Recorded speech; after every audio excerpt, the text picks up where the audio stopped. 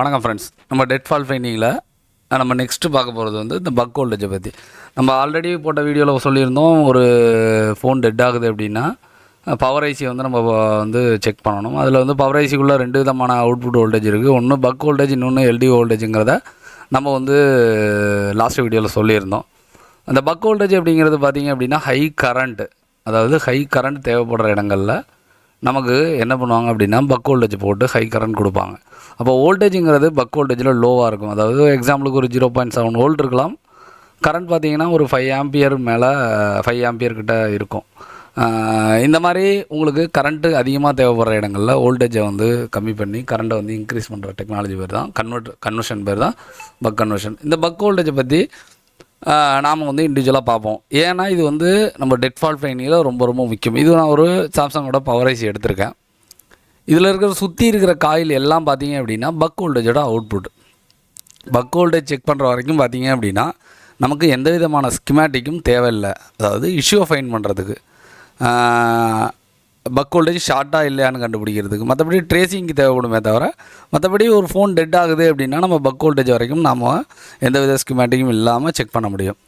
இப்போ உங்களோட மல்டிமீட்டரில் நீங்கள் டயட் மோடு போட்டுக்குவீங்க. போட்டுட்டு பிளாக் ப்ரோப்பை நீங்கள் கையில் எடுத்துக்குவீங்க, ரெட் ப்ரோப்பை கிரவுண்டில் வச்சுருவீங்க.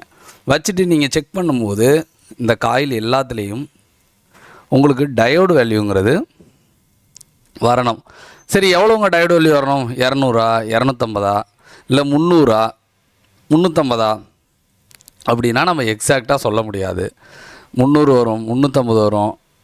ஏன் ஒரு சிபியூவோட தொடர்புகள் எல்லாம் பார்த்திங்க அப்படின்னா 27, 28லாம் கூட வரும். நம்ம பஸர் மோடில் வச்சு செக் பண்ணோம்னா பஸர் அடிக்கும். நம்ம டெக்னீஷியன்லாம் என்ன பண்ணுவாங்க அப்படின்னா பஸர் அடித்தாலே ஷார்ட் அப்படின்னு நினச்சிக்குவாங்க. கிரவுண்ட் ஷாட் வேறு. கிரவுண்ட் ஷாட் வந்து கிரவுண்டில் என்ன வேல்யூ இருக்குமோ அதே வேல்யூ வந்தால் மட்டும்தான் கிரவுண்ட் ஷாட். அதாவது பஸர் அடிச்சுக்கிட்டே உங்களுக்கு 25ன்னு காமிக்குதுன்னா அது வந்து ஷார்ட் கிடையாது. சிபி லைன்லாம் நமக்கு அந்த மாதிரி இருக்கும். அப்போ நீங்கள் வேல்யூவை செக் பண்ணுங்கள். ஒரு பவரை சுற்றி இருக்கிற காயிலில் வேல்யூ என்ன வருதுன்னு பாருங்கள். 25 வரும், 20 வரும், 15 கூட நான் பார்த்துருக்கேன்.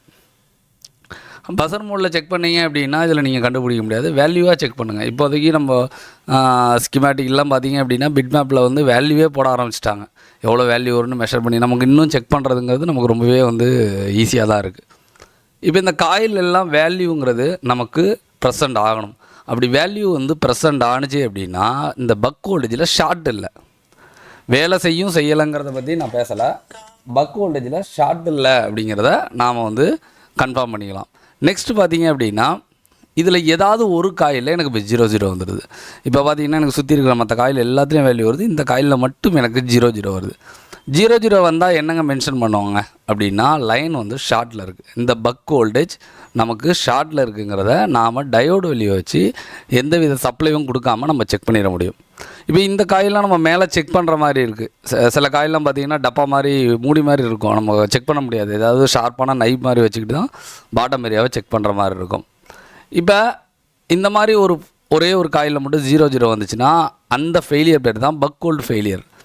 இப்போ இதில் பக் செக்ஷன் ஃபெயிலியர் ஆகிட்டு அப்படின்னா உங்களோட ஃபோன் 99% டெட்டில் தான் இருக்கும். ஏன் 99%ன்னு சொல்கிறேன் அப்படின்னா சில காயில் நெட்வொர்க்குக்கு பயன்படுத்துகிறாங்க மீடியா டெக்கில் எல்லாம் கூட.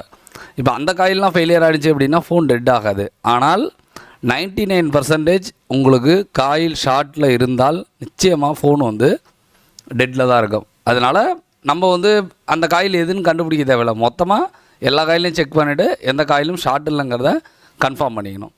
இப்போ இந்த பக் வோல்டேஜ் லைன் ஷார்ட்னு தெரிஞ்சிட்டா நீங்கள் அந்த லைனை ட்ரேஸ் பண்ணுற மாதிரி இருக்கும். காரணம் என்ன அப்படின்னா இப்போ அந்த 00 போட்டிருக்கேன்னா அந்த காயில் வந்து உங்களுக்கு சிபியூ போகிற காயிலாக இருக்குது அப்படின்னா உங்களுக்கு அந்த லைனுக்கு நடுவில் உள்ள காம்பனண்ட்ஸ் எல்லாம் நீங்கள் 1 by 1 செக் பண்ணுற மாதிரி இருக்கும். இன்புட்டில் பவர் ஐசி இருக்குது, அவுட்புட்டில் உங்களுக்கு சிபியூ இருக்குது. அப்போ இடையில என்னென்ன காம்பனண்ட் இருக்குது அப்படிங்கிறத நீங்கள் ட்ரேஸ் பண்ணாமல் செக் பண்ண முடியாது. ஏன் அப்படின்னா இருக்கிற கெப்பாசிட்டியில் இந்த லைனோட கெப்பாசிட்டி எதுங்கிறத உங்களால் பார்த்த உடனேலாம் ஐடென்டிஃபை பண்ண முடியாது. இதுக்கு உங்களுக்கு ஸ்கிமேட்டிக் படிக்க தெரியணும், டயக்ராமை ரீட் பண்ண தெரியணும். இதெல்லாம் தெரிஞ்சால் மட்டும்தான் உங்களால் இந்த லைன் ட்ராக்கிங்கிறது உங்களால் பண்ண முடியும். அப்போ கன்சியூமரை கண்டுபிடிக்கிறது இது என்னங்க ஃபைன் கன்சியூமர் அப்படின்னா ஒரு காயில் இருக்குது அப்படின்னா அந்த காயிலேருந்து போகிற அவுட்புட்டை யாராவது ஒருத்தங்க எடுத்து யூஸ் பண்ணுவாங்க. சிபியூஓ மெமரியோ யாரோ ஒருத்தங்க எடுத்து யூஸ் பண்ணுவாங்களா, அவங்க தான் கன்சியூமர். ஒரு காயில் ஃபெயிலியர் ஆகிருக்கு, அதாவது காயிலில் வர வோல்டேஜ் வரல, லைன் ஷார்ட்டில் இருக்குது அப்படின்னா முதல்ல கன்சியூமர் யாருன்னு கண்டுபிடிக்கணும். நான் பார்த்த கேஸில் நிறையா இதில் பார்த்திங்க அப்படின்னா கன்சியூமர் ஃபெயிலியரில் காயில் வந்து ஷார்ட்டில் வரும். கன்சியூமர்னால் நான் யாரையும் சொல்லலை, CPU தான் நிறைய இடங்களில் பார்த்திங்க அப்படின்னா ஷார்ட்டில் இருக்கும். ஏதாவது ஹீட் பண்ணுவாங்க, பால்ஸ் வெளியே வந்துடும். ஏன்னா CPUவில் நிறைய பால் பார்த்திங்க அப்படின்னா பக் வோல்டேஜோட லைன்ஸ் வந்து இருக்கும்.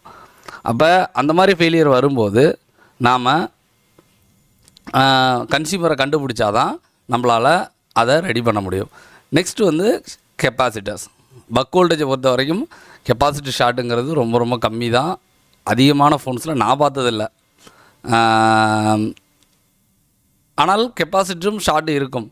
ஏதாவது நம்ம ஷீல்டில் கலட்டுறோம், இல்லை நம்ம ஹீட் பண்ணி ஏதோ ஒன்று பண்ணும்போது, இல்லைனா நம்ம ஏதோ PPT வச்சு யூஸ் பண்ணும்போது அந்த இது போய்ட்டு ஏதாவது ஒரு பக் வோல்டேஜோட கெப்பாசிட்டரில் லாக் ஆகிடும். இந்த மாதிரி கெப்பாசிட்டர்ஸில் நான் ஃபால்ட்டு வந்து பார்த்துருக்கேன்.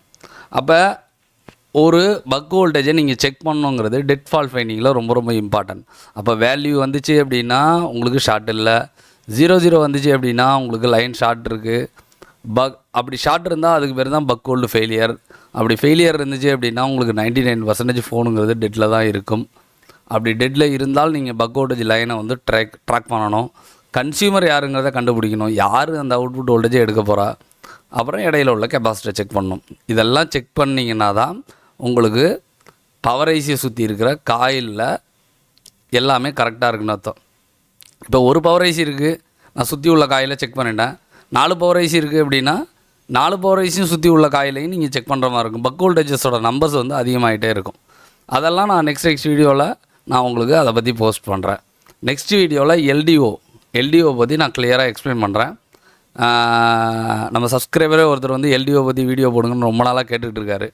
அதனால் நெக்ஸ்ட் வீடியோவில் எல்டிஓ, இப்போ இந்த எல்டிஓவும் பக் வோல்டேஜ், விபிஹெச், விபேட் இந்த 4ம் தெரிஞ்சாலே உங்களால் ஒரு ஃபோனை பற்றியான ஒரு பேசிக்கான நாலேஜுங்கிறது உங்களுக்கு வந்துடும், அந்த வோல்டேஜ் சம்மந்தப்பட்டது. இனிமேல் நீங்கள் ஸ்கிமேட்டிக் லெவலில் ரீட் பண்ணிங்க அப்படின்னா உங்களால் சூப்பராகவே பண்ண முடியும்.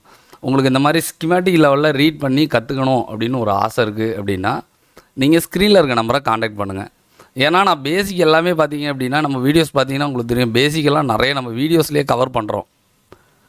அப்போ எல்லாத்தையும் நம்ம வீடியோலேயே சொல்லிடுறோமே, அப்போ என்னங்க இருக்குது உங்கள்கிட்ட கற்றுக்கிறதுக்கு அப்படின்னா, நான் வந்து இந்த மாதிரி விஷயங்களெல்லாம் நான் வந்து ஒரு ட்ரைனிங்காக நான் வந்து யோசிக்கிறதில்ல. இதெல்லாம் ஒரு பிகினர் லெவல் ட்ரைனிங் தான். அப்போ அட்வான்ஸ் லெவல் ட்ரைனிங்கிறது என்ன அப்படின்னா, கம்ப்ளீட்டாக ஒரு ஸ்கிமேட்டிக்கை ரீட் பண்ணுறது, ஒரு டயக்ராமை ரீட் பண்ணுறது, இதிலேயே வந்து நிறைய ட்ரிக்ஸ் எல்லாம் இருக்குது. இதெல்லாம் சொல்லிக் கொடுக்குறது தான் பார்த்தீங்க அப்படின்னா நம்ம முழுசாக ஒரு ட்ரைனிங்காக இருக்கும். சப்போஸ் நீங்கள் வர்ற மாதிரி இருந்தால் இந்த வீடியோஸை பார்த்துட்டு கொஞ்சம் அண்டர்ஸ்டாண்ட் பண்ணிட்டு வந்தீங்க அப்படின்னா ஒரு பெஸ்ட்டான ட்ரைனிங் கிடைக்கும். இல்லை நம்ம இது எதையுமே நம்ம பார்க்கல, டேரெக்டாக நான் வந்து படிக்கிறேன்னு வந்துட்டீங்க அப்படின்னா இந்த விஷயங்கள் சொல்லிக் கொடுக்குறதுக்கே உங்களுக்கு 20லேருந்து 30 நாள் ஆகிடும். அதனால தான் நம்ம வீடியோ போஸ்ட் பண்ணுறது. சப்போஸ் நம்மள்ட்ட கேட்குற ட்ரைனிங் கேட்குறவங்களுக்கு நம்ம சொல்கிறது என்னென்னா, நம்ம வீடியோஸை ஒரு 10 நாளாச்சும் பார்த்துட்டு வாங்கன்னு தான் சொல்லி நம்ம இப்போ ட்ரைனிங் கொடுத்துட்ருக்கோம். ஏன்னா இதுக்காக நேரத்தை செலவு பண்ண வேண்டாம். நம்ம டே 1லேருந்தே நம்ம சர்க்கியூட்டு இந்த லெவலில் நம்ம டேரெக்டாக ரீட் பண்ணுறது, அதுமாரி லைவ் ஃபால்ட் ஃபைண்டிங், லைவாக நம்மக்கிட்ட நிறைய ஃபோன்ஸ் வரும். அப்போ லைவ் ஃபால்ட் ஃபைண்டிங்கை ஸ்டூடெண்ட்ஸை வச்சு சொல்லணும் அப்படின்னா அவங்களுக்கு பேசிக்காக ஒரு கொஞ்சம் நாலேஜ் வேணும். அப்படி அவங்க வரும்போது ஒரு 20 நாள் 25 நாள் 30 நாள் இருக்காங்க அப்படிங்கும்போது அவங்களுக்கு நல்ல ஒரு ட்ரைனிங் கிடைக்கும். நல்லா உங்களுக்கு ட்ரைனிங் தேவைப்பட்டுச்சுன்னா ஸ்க்ரீனில் இருக்க நம்பரை காண்டாக்ட் பண்ணுங்கள். இந்த வீடியோஸ் பிடிச்சிருந்துச்சுன்னா மறக்காமல் சப்ஸ்கிரைப் பண்ணுங்கள். நெக்ஸ்ட் வீடியோ எல்டிஓவை பற்றி போடுறேன், மறக்காமல் அதையும் பார்த்துட்டு உங்களுக்கு பிடிச்சிருந்துச்சுன்னா கமெண்ட் பண்ணுங்கள். Thanks friends.